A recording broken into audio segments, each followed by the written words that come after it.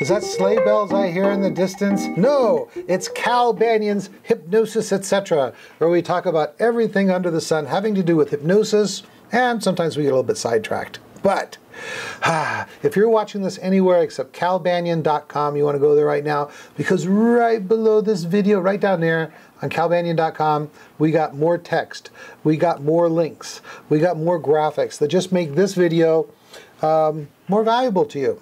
All right, let's see. I've got Elron back one more time. He's got a hot topic that just been dying to talk about. I don't see what's so interesting about it, but he thinks it's cool, so I figured maybe some of you guys would think it was cool too.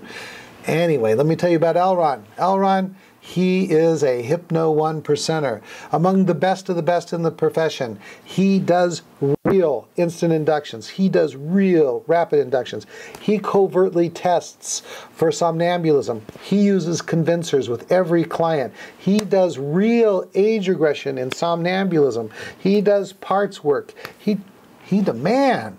I'm so proud of him. So glad to have him working at our center, because I can, if I know someone that, gosh, you know, it might be a friend or family member and I shouldn't work with them, that needs hypnosis, they're in this area, I'd send them to Elron with complete confidence. Hey, what's happening, Elron? Hey, you know, just living the good life, Cal. Good. And after that plug, I'm going to raise my rates for sure. There you go. That's right. Merry Christmas to me. I'm raising my rates. Cal said so, and yeah, I think I owe it to you to do that. For those of you that are watching this podcast, if you're watching the podcast, raise your hand. Cal Banyan is the Hypno Daddy. He is the absolute spirit of Christmas, but in the form of hypnosis. That's right. Whenever I do hypnosis and I think of Cal, it's like Christmas every day, especially right now. That's right. Right now, I am the Hypno Santa Claus. That's right. That's right. You come to the NGH Solid Gold Weekend in February, and we'll pretend it's still Christmas, and you can come over and tell me what you want next year for Christmas. I'll be the Hypno Santa Claus.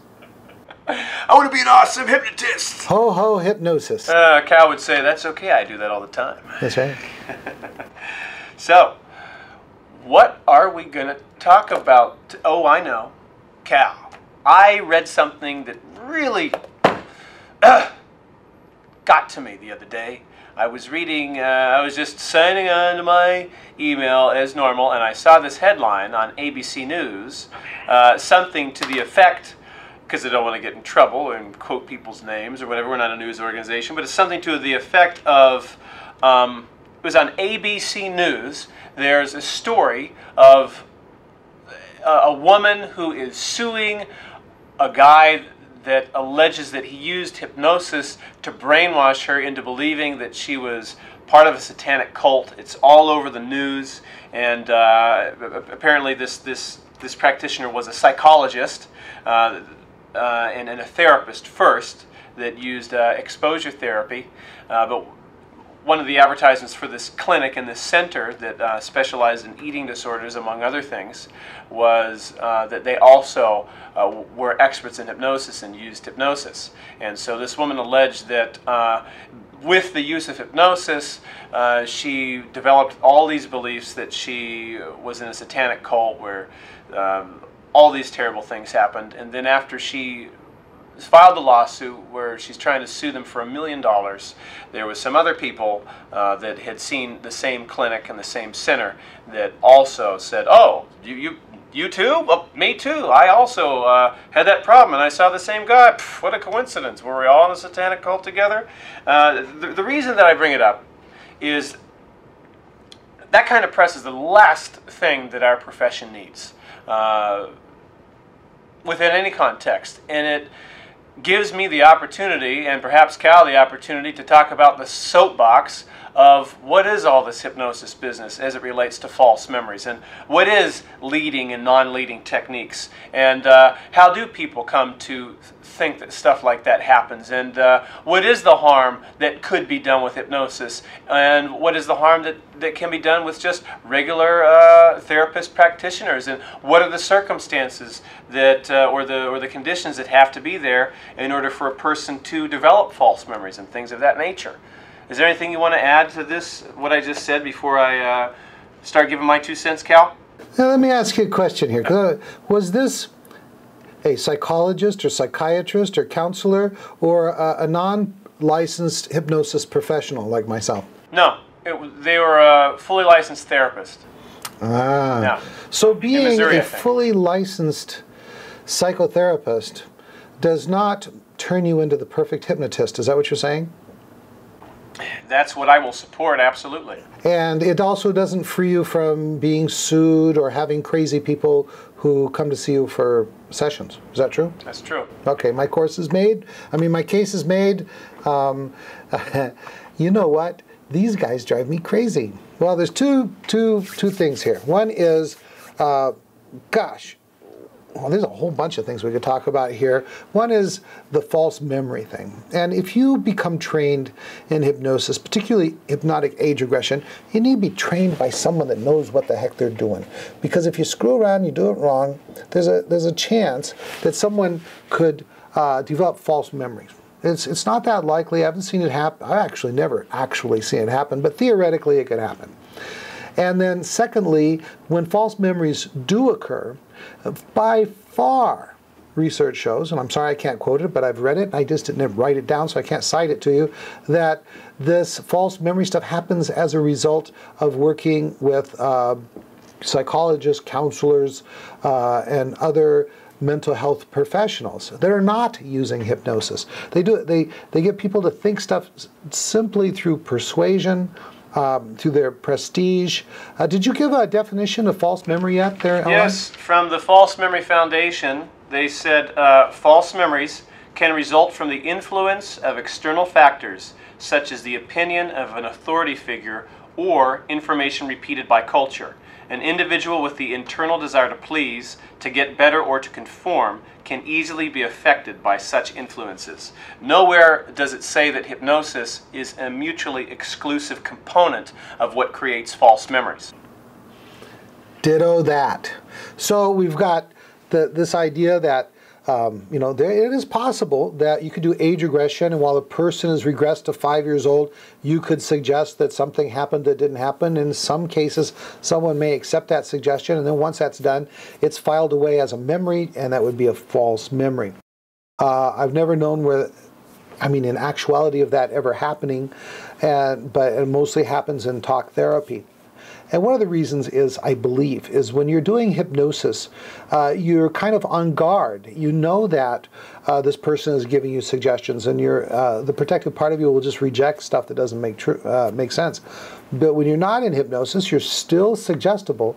Not as suggestible as you are in hypnosis, but meeting with a talk therapist, week after week, month after month, who holds a specific point of view just because of their prestige and their training and stuff, eventually you can come to accept their belief system.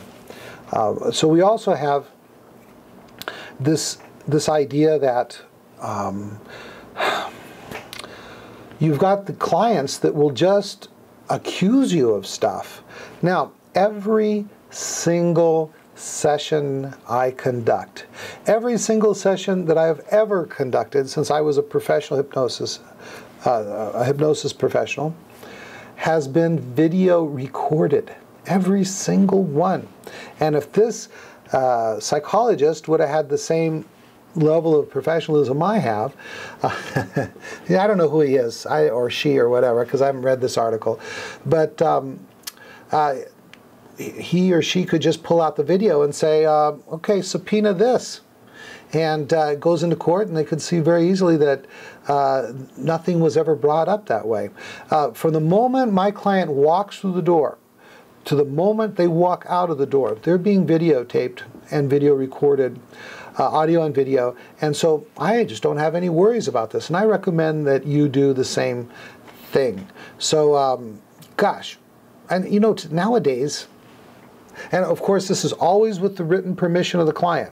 If they don't give me permission, they can go see someone else. It's for my own protection that I do that. Anything else, Elron? No, that's pretty much it. I just wanted to... Do you video record your sessions? Oh, absolutely. Why? Yeah, for my protection and for the protection of the client.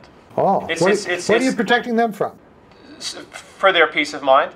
Oh, for the peace of Okay, mind. yeah, absolutely, because sometimes people may have their kids to come see me or something like that. I go, well, just, and they may be concerned. I said, all sessions are videotaped, okay? Yep. And they're videotaped for both our protection, for my protection and for theirs, so that, you know, they know that I'm held accountable as well.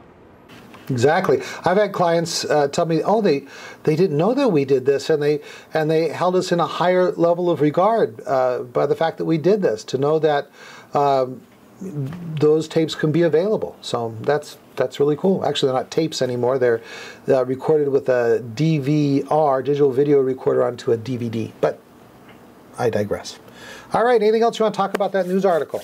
About that news article, well, just to point out within that definition that it's the influence of the opinion of the authority figure and the ideas that create the false memories. And that's, you know, people have an arbitrary level of suggestibility to other people in their life that changes as the relationship changes, or sometimes it can be right there from the start. For instance, people are more suggestible to someone wearing a white trench coat, or I mean a white lab coat, than they are to just someone off the street. Some people are more suggestible to one of their peers than a stranger that they know nothing about, as far as positive affirmations, or maybe even criticisms, or maybe even suggestions of what could be wrong with them.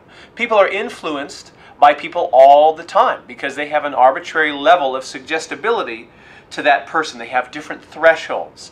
And so hypnosis or not hypnosis, it's the relationship between the professional and that person that created the opening within the mind for those suggestions and that suggestive talking about what could be the source of their problem to become a false memory, so that their subconscious and conscious mind aren't in conflict about it, because people like to have reasons for things. So all of that is possible with zero hypnosis, and in fact most of the cases about false memories or false memory syndrome don't include hypnosis as part of the cause of the problem or even part of the circumstances around it. There are a few cases around where hypnosis was one of the tools that was involved in the therapy where the person ended up having false memory syndrome. But people are just as suggestible without an official hypnotic induction when working with a professional once that relationship gets really cemented as in a deep level of hypnosis, I think. And so it's, once again, it's not the hypnosis that's bad, it's bad people that are bad. What else can you say? Well, you know, there's two things that are going on here. One is this person who's claiming something that, you know, according to the psychologist, never happened. So this is a troublemaking client. And then we also have, and I don't know the degree of training that this psychologist has in hypnosis or hypnotherapy, but that we have that issue. And one of the things I want to talk about is that, you know, I want you to completely, everybody watching this, if you are an unlicensed hypnosis professional, and you've got 100 hours, 200 hours, 300 hours, ongoing annual professional, educational credits, units, whatever, and this is what you do. Full-time, this is your professional. I want you to completely and utterly reject the label of lay hypnotist. Amen. You know, if you go to the dictionary, I don't care what dictionary you go to, I don't care what encyclopedia you go to, you look up the word lay and it means untrained. And if you pit myself or Elron or the other people that have turned hypnotism into their profession and compare their training and their experience with the vast majority of licensed mental health professionals, be they counselors, be they psychologists, okay, who got their training exclusively from college. Our training and abilities will meet or exceed them every single time. The other day I got an email from some mental health professional, and she just attempted to ream me about me being unprofessional because I wasn't a licensed whatever in her state, and that if I couldn't see that, she wrote me and then talked about how she didn't want to have a dialogue with me about this because I couldn't see the value of being a licensed mental health professional in the use of hypnosis. And you know, sometimes I just like to kill them with kindness.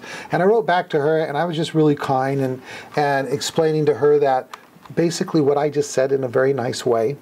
And I also went on to tell her, I passed along my curriculum vitae, including my my publications and professional American Psychiatry and Psychological Association journals, and let her know that, you know, the people that I train and the people that I work are normal, healthy, everyday people with normal, everyday problems.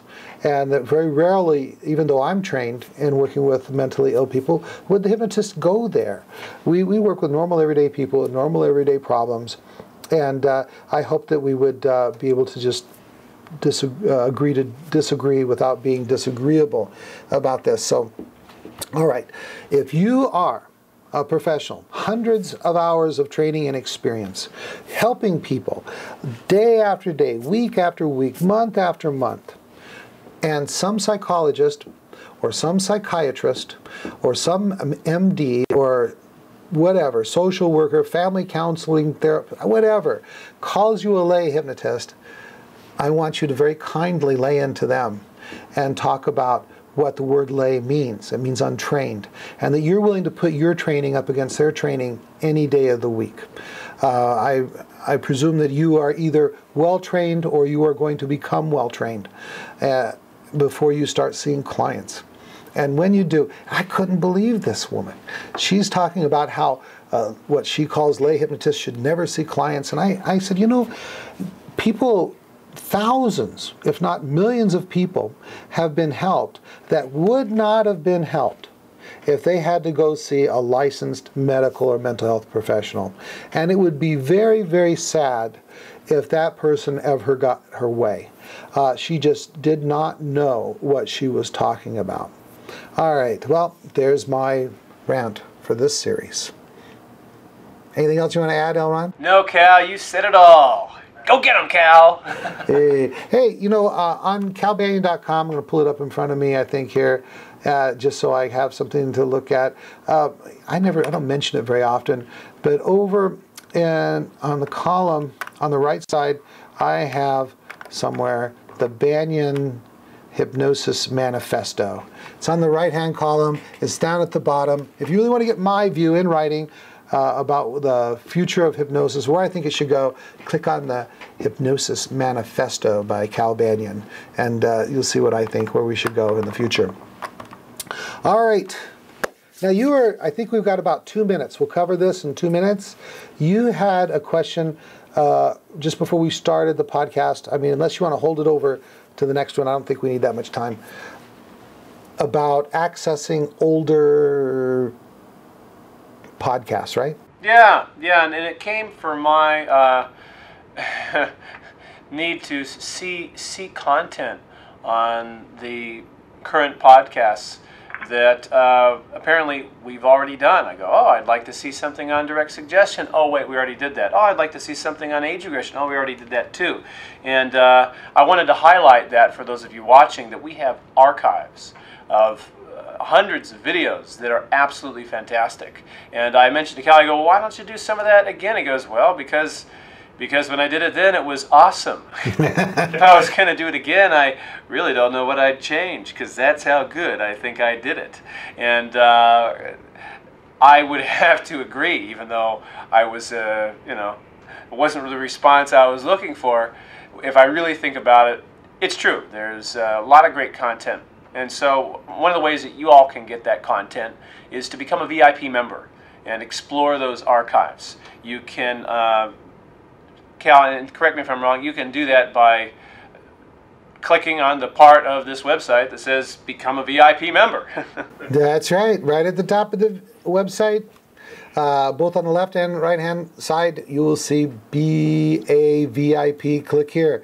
And when you do that, you'll instantly be taken, you'll be sent an email, and the email will have a link, and it's a page that has a list of the title of every single podcast we've done over the years, and it's just an encyclopedia of just great information. And by the way, this stuff is available both in video and in audio. If you look right below this video, it says, let me look at the screen here what it says.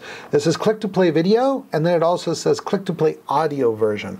And if you right click, it depends on the kind of operating system you have, but if you have a PC type version, I'm not so up on the Mac stuff, if you right click on the click to play audio only version, you're going to be able to download the audios. So you could download them, put them on your on your iPhone, your iPod, or other audio type digital thing. And when you go for a walk, or you're working, or whatever, you can listen to these podcasts.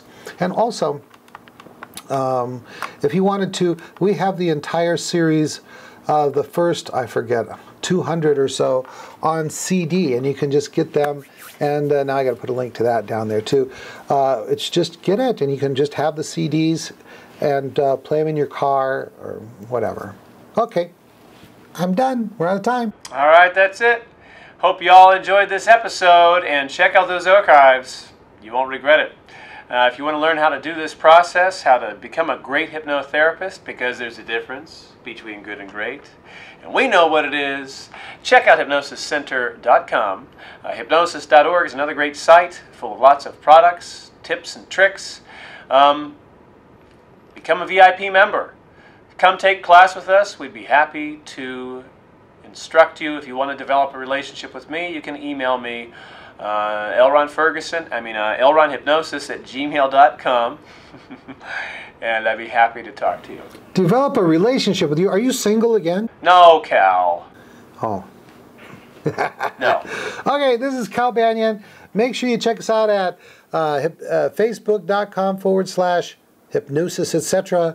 Make sure you go to hypnosiscenter.com, because that's where my schedule is, and a whole bunch of other resources. Go to hypnosis.org, because we organize the world of hypnosis for you, and there's much more resources there also, and a great video on how to do the Banyan induction, and much, much more. All right, that's it. Hey, enjoy the holidays, and when you think of Santa Claus, think of me. All right, that's it. Cal Banyan, signing off.